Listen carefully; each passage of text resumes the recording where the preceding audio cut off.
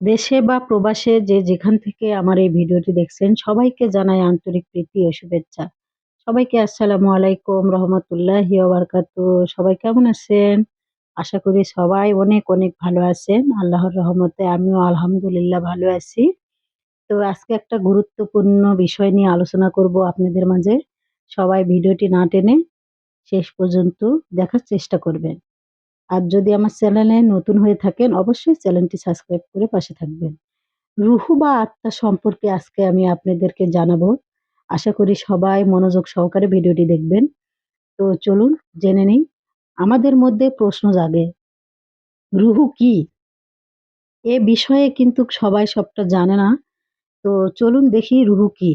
আল্লাহ পাক রাব্বুল আলামিন পবিত্র কালাম পাকে ইরশাদ করেছেন, ওয়া ইয়াস আলুনাকা আনির রুহি কুলির রুহু মিন আমরি রাব্বি।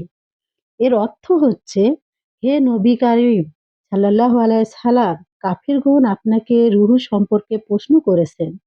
আপনি বলেন যে রূহ আল্লাহর আদেশ মাত্র।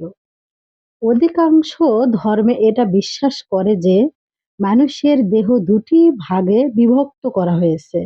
একটি হলো মাটির তৈরি দেহ, যা আমরা দেখতে পাই। অপরটি দেখা যায় না, যা মানুষের চোখের আড়ালে থাকে। তা হলো রুহু।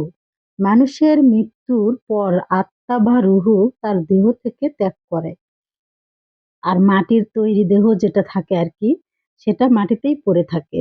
যে আত্মাকে আল্লাহ পাক সংরক্ষণ করেন, এর জন্য তার কর্মফল অনুযায়ী বিচারের পর জান্নাত অথবা জাহান্নামে নির্ধারিত হবে। মানুষ যখন ঘুমিয়ে থাকে তখন তার আত্মা দেহ হতে বের হয়ে যায়। আবার ঘুম শেষ হলে পূর্বের ন্যায় অবস্থান করেন। কিন্তু কারণ মৃত্যুর কারণে যদি যে আত্মাটা বের হয়ে যায়, তা কিন্তু কার কখনো ফেরত আসে না।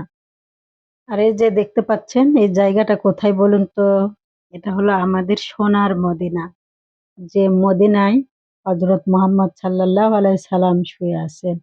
আলহামদুলিল্লাহ। এই যে দেখুন কতটা পরিষ্কার পরিচ্ছন্নতা, বাইরেটা দেখুন। এটা হলো হেরামের বাহিরে, মদিনার রওজার বাহিরে ৩০৬ নাম্বার গেট। দেখতে পাচ্ছেন? ৩০৬ নাম্বার গেটের সামনেটার জায়গা এটা।